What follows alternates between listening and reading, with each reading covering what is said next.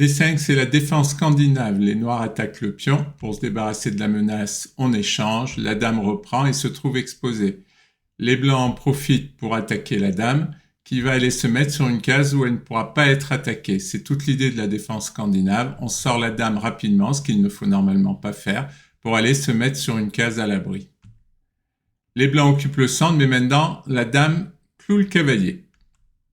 C6 pour contrôler la case D5. Les noirs vont également jouer E6 pour renforcer ce contrôle. Cavalier F3 pour jouer sur les cases du centre. Fou F5 pour jouer sur la case centrale E4 et menacer éventuellement le pion C2. Fou C4, un peu dans la même idée, attaquer F7 et menacer la case D5. E6 pour renforcer le contrôle de cette case, faire quelque chose de solide pour les noirs. Fou D2 menace une découverte sur la dame, mais on ne peut rien en faire puisque le cavalier en bougeant n'attaquerait rien.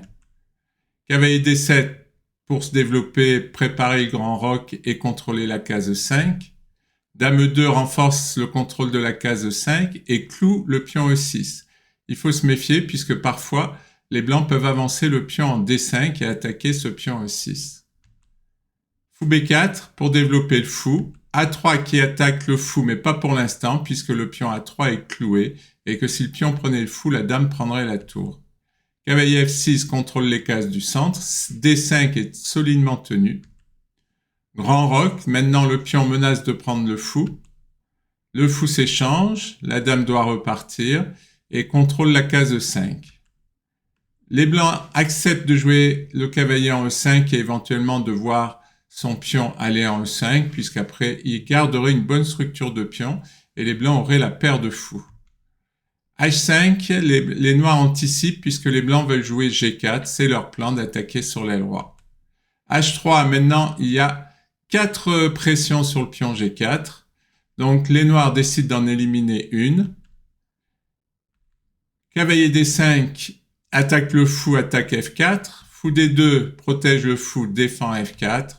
Grand roc, on voit mal les noirs aller sur le petit roc avec ce qui s'annonce comme attaque pour les blancs. G4. Le pion et la dame soutiennent le pion et les deux tours se protègent. Le fou s'en va. F4, on y va. Admirons la place du fou D2 qui soutient l'attaque sur l'aile roi. Cavalier B6 pour attaquer. Le fou recule.